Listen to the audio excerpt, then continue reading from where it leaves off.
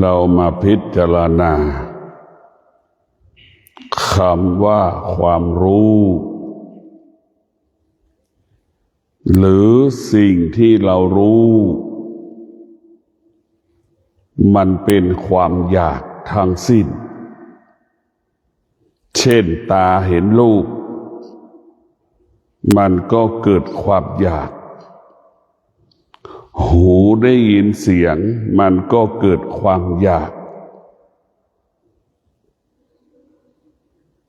จมูกสัมผัสกับกลิ่นก็เกิดความอยากลิ้นสัมผัสกับรสชาติอาหารมันก็เกิดความอยากกายสัมผัสถูกต้องก็เกิดความอยากจิตมันรู้สึกมันก็เกิดความอยากเรียกว่าการรับรู้เป็นความอยากทั้งสิ้นในพวกเราทั้งหลายนี่เป็นปกติของมนุษย์ทุกคนเป็นเช่นนี้แต่ธรรมะภาคปฏิบัติรู้หยุดความอยากระงับความอยากยุติความอยากแก้ไขความอยากไม่ให้เกิดขึ้นกับชีวิตของเราในพวกเราทั้งหลายความอยากมันเป็นกิเลสมันเป็นตัณหามันเป็นราคะมันเป็นความโลภมันเป็นความโกรธเป็นความหลงทั้งสิ้นมีสิ่งใดบ้างที่เรารู้แล้วไม่รู้สึกมันไม่มีธรรมะของพระพุทธเจ้ารู้แล้วเราจะต้องหยุดไม่ให้มันรู้สึกถึงแม้มันรู้สึกเราจะต้องยุติความรู้สึกเราจะต้องยุติความรู้สึก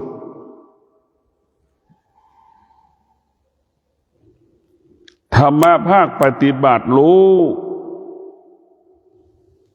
เราก็จะอยู่เหนือรู้ในพวกเราทั้งหลายเรากลับมาพิจารณาดูว่าคำว่ารู้ของเราเนี่ยมันเป็นความอยากมากกว่ารู้แล้วละแสดงว่าสิ่งที่เรารู้มันเป็นอวิชชาทั้งหมดนะมันเป็นอวิชชามันจึงเกิดคำว่าความอยากความอยากทั้งหลายจึงขยายผลขยายผลไปที่ตาที่หูที่จมูกที่ลิ้นที่กายที่ใจที่จิตของเราเรียกว่ามันขยายผลความอยากทั้งหลายคงไม่แตกต่างเชื้อไวรัสมันแพร่กระจายไปทั่วโลกดังคนทั้งโลกก็มีความอยากเช่นนั้นความอยากคงไม่แตกต่างจากเชื้อไวรัสมันแพร่กระจายไปหมดอยากได้อยากมีอยากเป็นแต่พวกเราทั้งหลายมันเป็นความอยากแต่ธรรมะภาคปฏิบัติมันเป็นรู้แล้วเราจะหยุดความอยากรู้แล้วเราจะระงับความอยากรู้แล้วเราจะไม่ตามรู้ความอยากธรรมะภาคปฏิบัติจะหยุดความอยากเมื่อคนทุกคนไม่มีความอยากทุกคนไม่มีความทุกข์ทุกคนไม่มีความอยากกายเบาใจเบาแน่ท่านทั้งหลายกายมันก็เบาใจมันก็เบา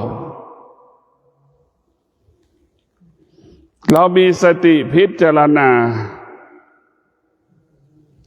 รู้แล้วไม่อยากรู้ด้วยสติและปัญญารู้แล้วหยุดยั้งความอยากได้รู้ด้วยสติและปัญญาพวกเราทั้งหลายรู้ความจริงมันจึงเกิดคำว่าละความจริงรู้ด้วยสติรู้ด้วยปัญญาจะปลดเปลื้องสิ่งที่เรารู้ออกไปจากกายจากจิตนะปลดเปลื้องสิ่งที่เรารู้ออกไปจากกายจากจิตพวกเราทั้งหลาย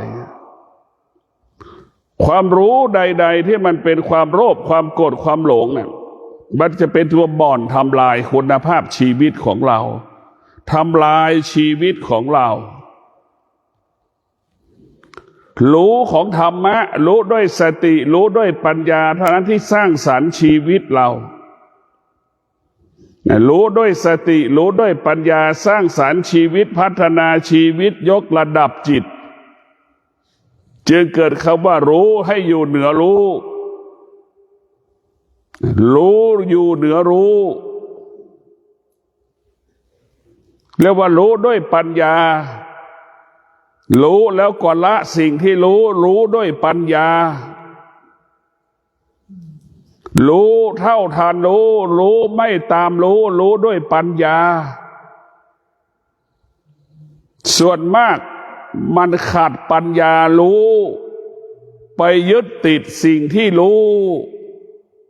มันจึงเกิดคำว่าความทุกข์จึงเกิดคำว่าความกังวลใจรู้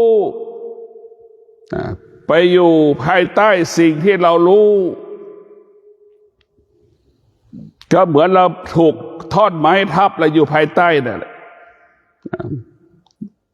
รู้แล้วอยู่ภายใต้สิ่งที่เรารู้น่ะเป็นทุกข์เหมือนท่อนสูงที่มันทับเราทุกข์แบบนั้นแหละ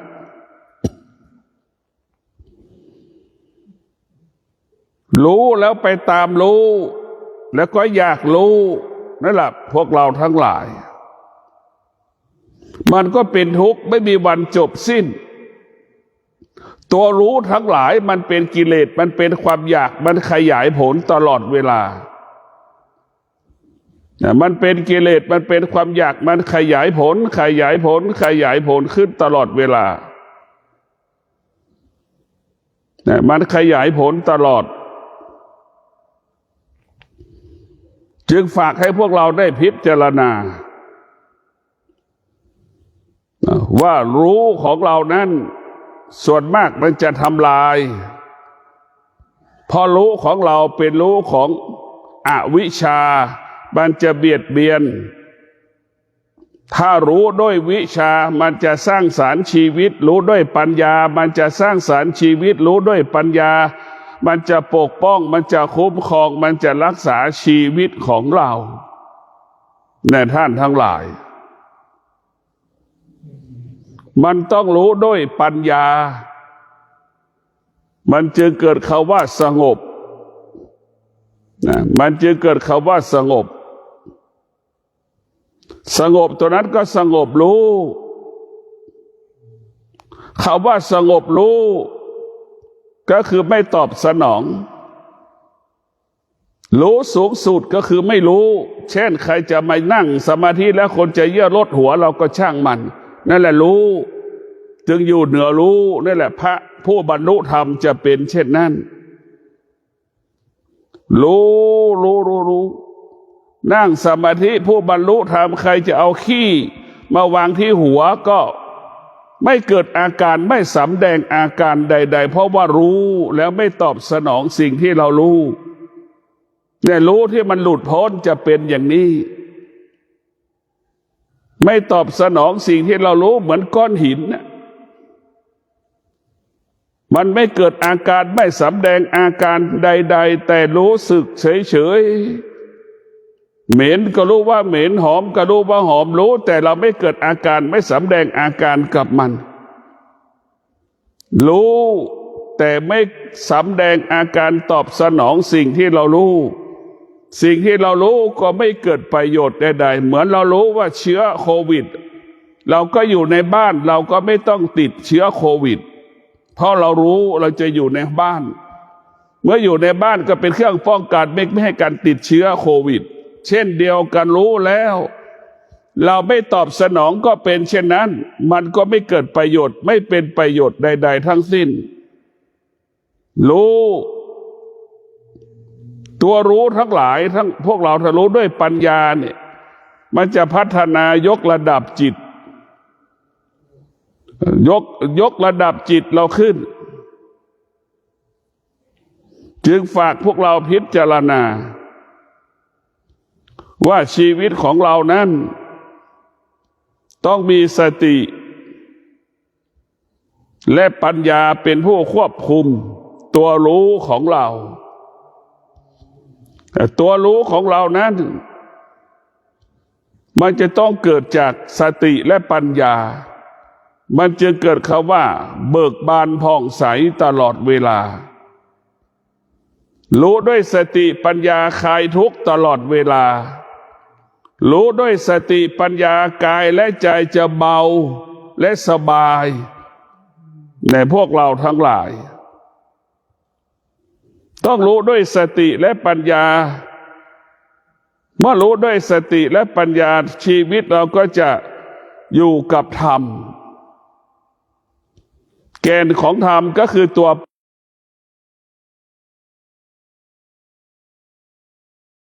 เรื่องปัญญาตัวปัญญานี่เป็นตัวสำคัญที่สุดที่จะผลักดันให้เราหลุดพ้นจากธรรมชาติตัวปัญญาจะชี้ให้เราเห็นชี้ให้เรารู้เรื่องธรรมชาติที่มันปรากฏเกิดขึ้นกับชีวิตเราตั้งแต่เราเกิดแต่คนส่วนมากขาดปัญญาร้อนเกิดก็เกิดอาการสำแดงอาการหนาวเกิดก็เกิดอาการสำแดงอาการนี่เราเกิดขาดปัญญาแต่พวกเราทั้งหลายแสดงว่าเรารู้และออกอาการของธรรมชาติเนี่ยมันก็ไม่แตกต่างจากสัตว์มันถูกความหนาวเย็นมันก็ออกอาการเราก็ออกอาการเสมอแต่ว่าเรารู้สิ่งที่เรารู้สัตว์มันก็รู้อย่างเราแต่ถ้าเราฝึกจิตแล้วอบรมจิตแล้วฝึกกายแล้วความหนาวเย็นความร้อนฝนมันตกเรียกว่าฤดูร้อนฤดูหนาวฤดูฝนไม่มีค่าสำหรับผู้ที่ฝึกจิตคนที่ยังไม่ได้ฝึกจิตหรือเข้าไม่ถึงการฝึกจิตจะไม่ได้รับการฝึกฝนจิตมันก็ออกอาการมันสำแดงอาการร้อนปรากฏหนาวปรากฏเย็นปรากฏแต่พวกเราทั้งหลายผู้ที่มีสติก็สงบนิ่งไม่ต้องไปแสวงวัสดุคารุภัณฑ์ใดๆที่จะมาตอบสนองความรู้สึกของเราจะอยู่กับความเป็นจริงมีแค่นี้ก็ใช้แค่นี้ไม่ดิ้นรนไม่แสวงหามาเพิ่มมาเติมมาเสริมมาแต่งเพราะฉะนั้นพวกเราทั้งหลายคนที่ขาดสติขาดปัญญาจะมาเพิ่มเติมเสริมแต่งร้อนเกิดหนาวเกิดฝนมันตกเนี่ยมาเพิ่มมาเติมมาเสริมมาแต่งให้ชีวิตเราเป็นอย่างนั้นเป็นอย่างนี้ไม่ให้เป็นอย่างนั้นไม่ให้เป็นอย่างนี้แต่พวกเราต้องมีสติและมีปัญญาพวกเราทั้งหลายที่เกิดมาเป็นมนุษย์เราต้องฝึกฝนจิตหากเราไม่ได้ฝึกฝนจิตของเราก็เกิดอาการสำแดงอาการสะเทือนหวั่นไหวตลอดเวลาผู้ที่ฝึกฝนจิตนั้นจะมั่นคงไม่สะเทือนไม่หวั่นไหวใดๆทั้งสิ้นแด่พวกเราทั้งหลายดังผู้รู้ทั้งหลาย ในผู้รู้ทั้งหลายรับรู้รับทราบเช่นสถานการณ์น้ำท่วมที่หาดใหญ่ก็จะไม่เกิดอาการไม่สำแดงอาการใดๆทั้งสิ้นสักแต่รู้เฉยๆว่าน้ำมันท่วมเนี่ยสักแต่รู้จะไม่ตามรู้น้ำมันท่วมจะไม่ตามรู้คนทั้งประเทศด่านายกรัฐมนตรีเราจะไม่ตามรู้ไม่รู้สึกคนทั้งประเทศที่ด่านายกรัฐมนตรีจัดการน้ำไม่ประสบความสำเร็จเพราะฉะนั้นผู้รู้ทั้งหลายผู้รู้ก็คือรู้ด้วยสติปัญญาจะอยู่เหนือเหตุการณ์ของสังคมอยู่เหนือเหตุการณ์นั้นๆดังเช่นเวลานี้ในพวกเราตอนน้ำท่วมเราก็มีข้ออ้างว่าน้ำมันท่วมพอน้ำมันลดอีกเราก็มีเหตุมีผลว่าน้ำมันลดอีกไม่มีรถฉีดน้ำไม่มีรถที่จะมาฉีดคนไม่มีรถมาเก็บขยะมันมีสารพัดข้ออ้างข้อแก้ตัวนี่แหละคือมนุษย์ทั้งหลายพวกเราทั้งหลายต้องพิจารณาผู้ที่มีปัญญาจะพึ่งพาตนเองอาศัยตนเองตนแลเป็นที่พึ่งแห่งตนเราจะไม่ไปผูกกับรัฐบาลก็เป็นแค่เครื่องมือให้กับชีวิตเรารัฐบาลก็เปรียบเสมือนลูกจ้างมันเปรียบเสมือนลูกจ้างพอทำงานหนักมันก็ออกจากเราไปมันก็ไม่อยู่กับเรารัฐบาลก็เป็นเช่นนั้นแหละพวกเราทั้งหลายมันพอใจมันก็ทำงานไม่พอใจมันก็ไม่ทำเหมือนดั่งลูกจ้างพอใจก็ทำงานดีเรียบร้อยพอไม่พอใจก็ทำงานไม่ดีพวกเราทั้งหลายต้องพึ่งพาตนเองอาศัยตนเองตนแลเป็นที่พึ่งแห่งตนคำสอนพระพุทธเจ้ายังเป็นสิ่งที่ใหม่เอี่ยมอยู่ปัจจุบันนี้พูดทุกวันก็เป็นของใหม่ๆทุกวันเพราะมันเป็นความจริงนั่นแหละคือเป็นของใหม่ความไม่จริงน่ะเป็นของใหม่เหมือนกันความไม่จริงก็เป็นของใหม่ความจริงก็เป็นของใหม่ความจริงที่คนต้อนรับกับความจริงคนไม่ต้อนรับมันก็เป็นของใหม่ทั้งคู่มันเป็นความจริงทั้งคู่ชั่วก็เป็นความจริงดีก็เป็นความจริงร้อนก็เป็นความจริงเย็นก็เป็นความจริงอย่างนี้พวกเราทั้งหลายเราต้องเข้าใจว่าความจริงมันมีหลายระดับเหมือนผู้ที่มีปัญญาแล้วนี่โดยความจริงหัวใจของผู้ที่มีปัญญาจะสงบนิ่งต่อสิ่งที่รู้สงบนิ่งต่อที่สิ่งที่เห็นสงบนิ่งต่อสิ่งที่เราสัมผัสรู้สึก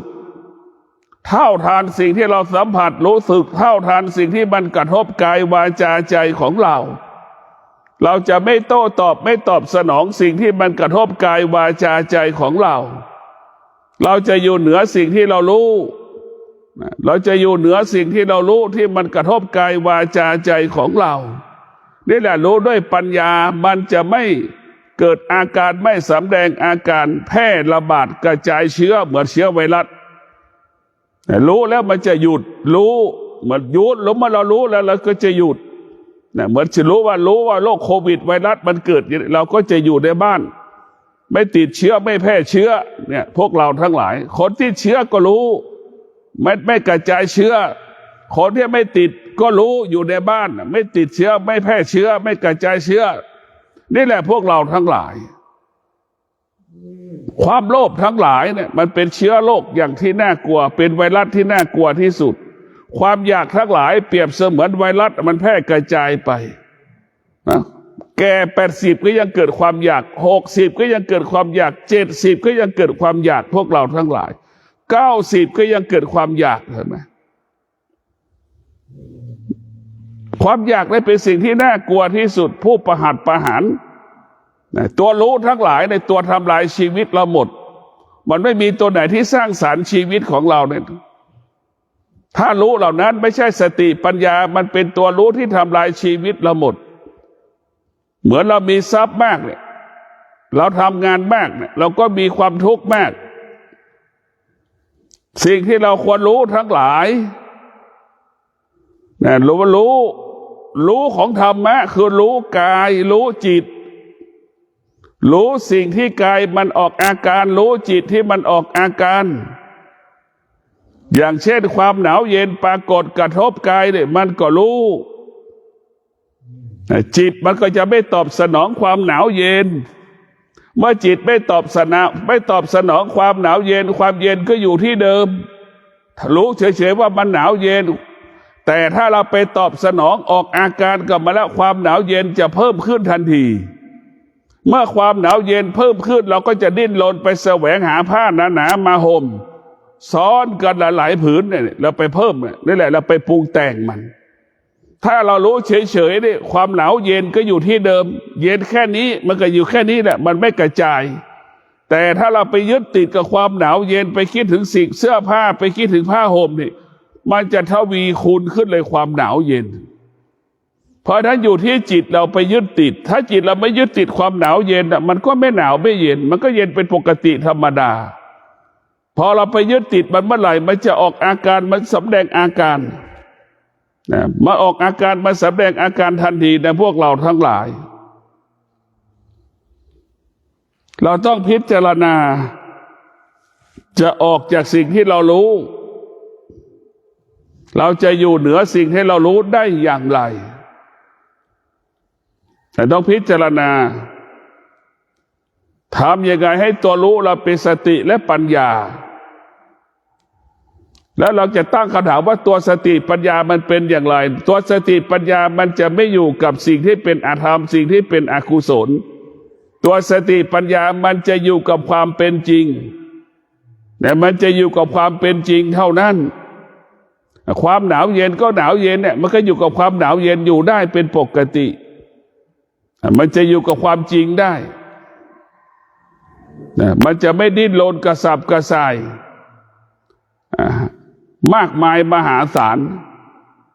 แต่พวกเราทั้งหลายดังเช่นพระธุดงค์เนี่ยผ้าห่มก็ไม่มีแต่จีวรมีแต่สังฆติก็จะห่มแค่นี้แหละพระธุดงค์เขาก็มีแค่ตาสองตามีหูสองหูเหมือนเรามีการรับรู้เหมือนเราหมดแต่ทำไมท่านถึงอดทนความอดทนนี่แหละทำให้เราได้บรรลุธรรมเห็นธรรมเพราะความอดทนดังพระธุดงค์เดินโดงนั่นแหละใช่ไหมมีจีวรไม่มีผ้าห่มมีแต่จีวรมีสังฆติจะห่มกับจีวรสังฆติเท่านั้นนี่เราอยู่กับความเป็นจริง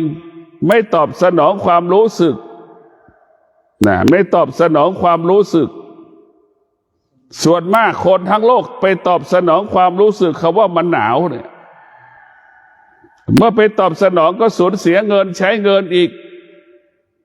สูญเสียเงินจงใช้เงินเสียค่าใช้จ่ายในการไปซื้อวัตถุสิ่งของต่างๆเพื่อป้องกันไม่ให้มันหนาวเย็นหรือให้มันหนาวเย็นลดน้อยลงมันเป็นแบบนี้ในพวกเราต้องพิจารณาชีวิตทุกชีวิตมันต้องไปด้วยสติและปัญญามันจึงเกิดคำว่าสงบสุขสงบสุขชีวิตมนุษย์ทั้งหลายมันเป็นตัวรู้ที่ทำลายคุณภาพชีวิตสิ่งที่เรารู้มันเป็นพิษทั้งสิ้นในพวกเราทั้งหลายสิ่งที่เรารู้มันเป็นพิษ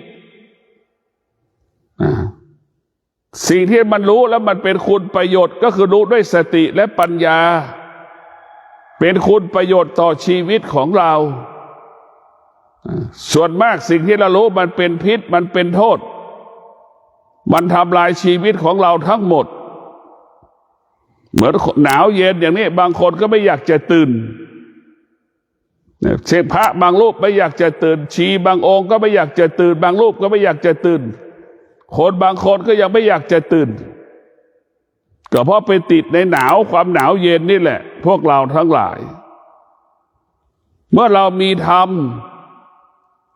แต่เมื่อเรามีธรรมแล้วมีธรรมก็คือสติกับปัญญา มันจะแก้ไขสิ่งที่มันหนาวมันได้ด้วยตัวมันเองโดยไม่ต้องเสียค่าใช้จ่ายใดๆทั้งสิ้นแต่พวกเราต้องพิจารณาทุกวันนี้เราแก้ไขชีวิตเราต้องใช้เงินเนี่ยมันทำลายชีวิตเราหมดทุกสิ่งทุกอย่างเราต้องกลับมาสนใจใส่ใจเรื่องพระธรรมในการรับรู้ทั้งหลายรู้แล้วไม่มีความอยากรู้แล้วไม่เกิดความอยากในหัวใจของธรรมรู้แล้วไม่เกิดความอยากมีกี่ครั้งรู้แล้วเฉยๆได้มีกี่ครั้งต่อหนึ่งวันของเราต้องพิจารณาเรียกว่ามีสติไปกำกับการรับรู้เช่นตารับรู้ให้มันเฉยๆหูรับรู้ให้มันเฉยๆจมูกรับรู้ให้มันเฉยๆลิ้นรับรู้ก็ให้มันเฉยๆอย่างนี้พวกเราทั้งหลายเราจะต้องเกิดต้องสำแดงอาการแบบไหนอย่างไรถึงจะเกิดแต่พวกเราต้องพิจารณาชีวิตของเรานั้นต้องพิจารณาอยู่ตลอดเวลาเมื่อเราพิจารณาได้แล้วเราจะต้องแก้ไขสิ่งที่มันผิดพลาดแก้ไขสิ่งที่มันบกพร่องเช่นมันมีรูแล้วก็ไปอุดรูอย่างนี้มันบกพร่องมันหยาบเราก็ไปให้มันละเอียดอย่างนี้ผู้ที่มีสติสมาธิก็จะเป็นผู้ที่ละเอียดคนที่มีความคิดจะไม่ละเอียดจิตนั้นจะไม่ละเอียดถ้าจิตมีสมาธิจิตนั้นจะละเอียดแต่พวกเราทั้งหลายเมื่อละเอียดคำว่าผิดพลาดไม่เกิดคนที่ใช้ความคิดจะผิดพลาดตลอดชีวิตเพราะความคิดอาศัยตาอย่างเดียวก็ตัดสินใจแล้วดังเช่นตาเราสัมผัสกับรูปแบบของอาหารเนี่ยก็เข้าใจว่าอาหารเนี่ยมันอร่อยตัดสินไปแล้วนี่แหละคือความคิดมันจึงผิดพลาดพอเราไปกินแล้วมันไม่อร่อยเลยลิ้นมันปฏิเสธใช่ไหมอันนี้แหละคือความคิดจมูกสัมผัสกับกลิ่นก็ตัดสินใจแล้วว่ากลิ่นอาหารนี่มันอร่อยใช่ไหมพอลิ้นไปเอาลิ้นไปสัมผัสกับอาหารลิ้นก็ปฏิเสธอีกอันนี้แหละคือความคิดมันจะผิดพลาดตลอดส่วนสมาธินะพวกเราทั้งหลายตาหูจมูกลิ้นกายใจต้องรวมกันเป็นหนึ่งรวมกันเป็นหนึ่งจึงจะยอมรับสิ่งนี้มันจะเกิดคำว่าสงบนั่นแหละพวกเราตาหูจมูกลิ้นกายใจเกิดขึ้นแล้วมันจะเกิดคำว่าสงบมันจะเกิดคำว่าสมาธิตาหูจมูกลิ้นกายใจรวมกันแล้วมันจะเกิดคำว่าสมาธิในพวกเราสมาธิจะเกิดขึ้นตอนนี้แหละเมื่อสมาธิมันเกิดพวกเราทั้งหลายทำสิ่งใดก็ง่ายทำสิ่งใดก็สะดวกเมื่อสมาธิมันเกิดมันจะทวีคูณขึ้นเรื่อยๆเราทำสิ่งใดก็ง่ายทำสิ่งใดก็สะดวกทวีคูณขึ้นทวีคูณผลผลิตมันก็เพิ่มขึ้นเรื่อยๆสติสมาธิจึงเป็นที่เกิดคำว่าคุณภาพประสิทธิภาพในพวกเราทั้งหลายสมาธิจึงเกิดคำว่าคุณภาพประสิทธิภาพเราต้องพิจารณาชีวิตพวกเราทั้งหลายชีวิตเราเป็นสิ่งสำคัญชีวิตของเราเป็นสิ่งจำเป็นเป็นสิ่งสำคัญเป็นสิ่งจำเป็นอย่างยิ่งที่เราจะต้องพึ่งพาธรรมอาศัยธรรมถ้าเราไปอาศัยธรรมชาติแล้วมันก็จะไม่มีคำว่าจบสิ้นถ้าเราอาศัยธรรมแล้วชีวิตเราจะจบที่ธรรมถ้าเราไปอาศัยธรรมชาติมันไม่มีคำว่าจบเราคิดถึงธรรมชาติคิดถึงต้นไม้บนภูเขาในพวกเราทั้งหลายคิดถึงต้นไม้บนภูเขานี่มันไม่มีใครรดน้ำใส่ปุ๋ยฤดูร้อนฤดูหนาวฤดูฝนมันอยู่ของมันได้มันก็แพร่เชื้อต้นไม้ใบไม้เต็มไปหมดเห็นไหมนั่นแหละคือธรรมชาติ ถ้าเราไปยึดธรรมชาติมันไม่มีที่สิ้นสุดถ้าเรายึดธรรมะมันจะสิ้นสุดเรียกว่ามันจบด้วยธรรมแต่ธรรมะของพระพุทธเจ้าคือตัวสติจะหยุดด้วยธรรมมันจะหยุดทุกอย่างด้วยธรรมหยุดและสงบงดงามแต่หยุดด้วยธรรมนิ่งด้วยธรรมเมื่อธรรมอยู่ในหัวจิตหัวใจแล้วมันจะไม่เกิดอาการมันไม่สำแดงอาการความโลภไม่เกิดความหลงไม่เกิดความเกลียดความชังไม่เกิดมันจะเกิดความเป็นธรรมให้กับตาหูจมูกลิ้นกายใจนะเมื่อธรรมมันเกิดมันจะมีแต่คำว่ายุติธรรมนะมันจะรู้เลยว่าใบไม้ที่มันหนุ่มกับใบไม้ที่มันแก่คนที่มีปัญญาเนี่ยมันจะไปเด็ดต้นไม้ที่มันแก่มันจะไม่เด็ดใบไม้ที่มันหนุ่มๆสวยๆงามๆมันจะไม่เด็ดมันจะรู้ว่าต้นไม้นั้นจะเป็นประโยชน์ต่อลำต้นมันอยู่เนี่ยคนที่มีปัญญาจึงรู้ว่าใบไม้ที่มันแก่มันจะหมดสภาพมันไม่เป็นประโยชน์ต่อลำต้นนี่แหละคนที่มีปัญญาจิตมันจะละเอียดระหว่างใบไม้ที่มันแก่กับใบไม้ที่มันหนุ่มจะไม่เห็นแก่ตัวจะให้ความเป็นธรรมแม้กระทั่งต้นไม้เขาก็จะให้ความเป็นธรรมนะพวกเราทั้งหลายนี่แหละใบไม้คนที่มีปัญญาจิตที่จะละเอียดจะให้ความเป็นธรรมใช้สิ่งที่มันเป็นประโยชน์น้อยที่สุดเช่นต้นไม้มันแก่เนี่ยมันจะเกิดประโยชน์ต่อลำต้นมันน้อยนะต้นไม้ที่มันยังไม่ใบไม้ที่มันยังไม่แก่มันจะเกิดประโยชน์ต่อลำต้นมันอีกจำนวนมากเนี่ยผู้ที่มีปัญญาก็จะเห็นความจริงแบบนี้แต่เห็นความจริงนะแล้วก็ให้เลือกเอาความจริงเอาใบไม้ที่มันแก่ที่เกิดประโยชน์ต่อลำต้นมันน้อยที่สุดเห็นไหมคนที่ขาดปัญญาก็จะเลือกเอาใบไม้ที่สวยที่งามใบไม้ที่มันไม่แก่เห็นไหมเอามาใช้แล้วทำลายเห็นไหมลำต้นไม่มีลำเลียงมันทำลายระบบลำต้นของต้นไม้นะใบไม้หนุ่มๆเนี่ยมันจะทำลายถ้าจะเป็นเด็ดมันเพราะฉะนั้นพวกเราทั้งหลายคนที่มีปัญญาจะใช้สิ่งวัสดุคลุภัณฑ์ต่างๆให้เป็นประโยชน์เกิดประโยชน์สูงสุดผู้ที่มีสติปัญญาจะใช้สิ่งที่เป็นประโยชน์เกิดประโยชน์สูงสุดให้กับชีวิตตนเองจึงฝากให้พวกเราได้พิจารณาว่าผู้ที่มีปัญญานั้นจึงอยู่กับความเป็นจริงตลอดเวลาผู้ที่มีปัญญาเข้าใจความจริงตลอดเวลาจึงฝากพวกเราได้โปรดพิจารณาว่าชีวิตนี้เราต้องใช้สติกับปัญญาชีวิตนี้ควรใช้สติกับสมาธิ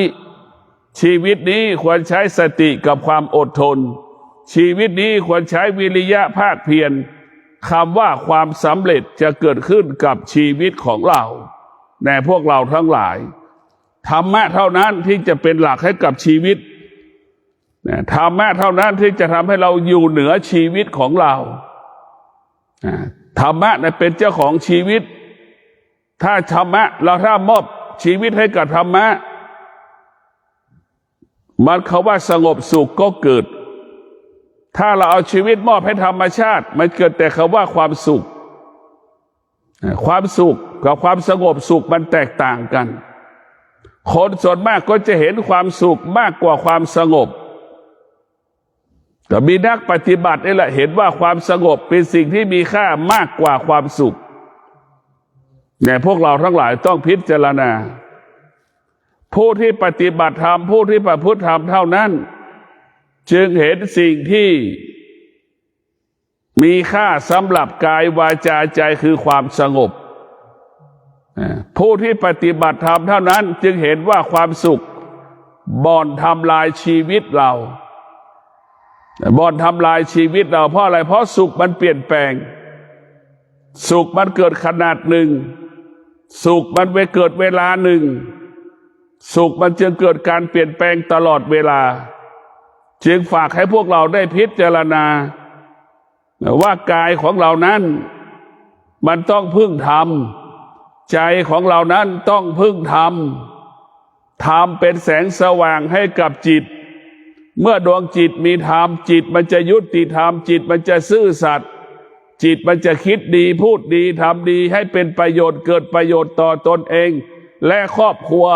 และชุมชนของตนเองเนี่ยพวกเราทั้งหลายจิตที่มีธรรมมันก็จะอยู่กับความเป็นจริงความเป็นจริงก็คือสิ่งที่มันเป็นประโยชน์เกิดประโยชน์กับชีวิตของเราขอความสุขสวัสดีจงเกิดแก่ท่านทั้งหลายขอให้ท่านทั้งหลายพิจารณาว่ารู้ที่เรารู้มันบ่อนทำลายคุณภาพชีวิตของเรามันเบียดเบียนชีวิตของเราเราจะเป็นต้องละสิ่งที่เรารู้เรากลับมาแสวงหาตัวรู้ด้วยปัญญาเราต้องรู้ด้วยปัญญารู้แล้วไม่เกิดความอยากรู้แล้วไม่เกิดความทุกข์รู้และไม่เกิดความว่าสะเทือนหวั่นไหวรู้ด้วยปัญญาดังคำว่าใจเข้าใจใจนั้นจะไม่เปลี่ยนแปลงถึงแม้โลกจักรวาลดวงดาวเปลี่ยนแปลงใจไม่เปลี่ยนแปลงเพราะใจเข้าใจว่ามันเป็นอนิจจังทุกขังอนัตตามันเข้าใจว่าโลกใบนี้มันไม่เที่ยงเข้าใจว่าโลกใบนี้มันเปลี่ยนแปลงตลอดเวลาขอเจริญพร